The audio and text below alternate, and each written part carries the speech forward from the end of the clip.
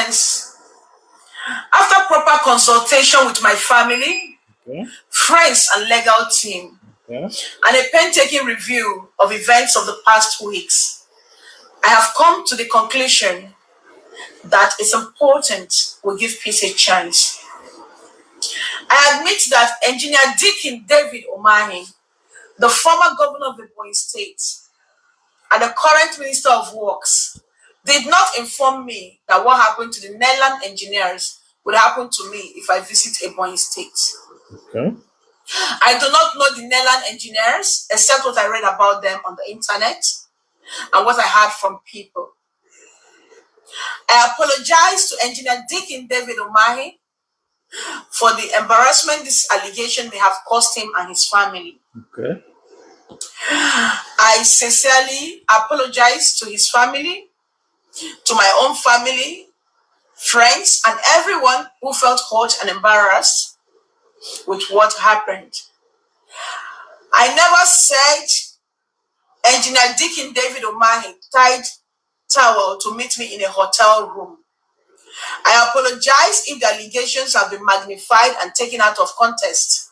Okay. My family and I have decided to move on and face our lives and business. Okay. And we want everyone to respect this decision.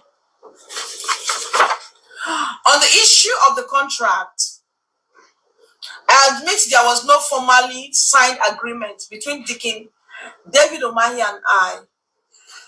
Although the job was done and delivered to his aides, they might have used the material for campaign purposes without informing him and without him knowing about it. I apologize sincerely for any misgivings that this might have caused. Thank you so much, and God bless each and every one of us. Thank you. Okay.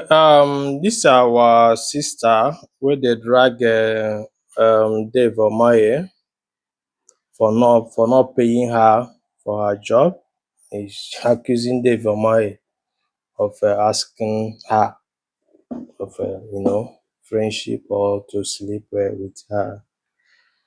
I know the case. I also posted it here on this my page, and even Showore and so many other Nigerians were fighting for her rights. Do you understand?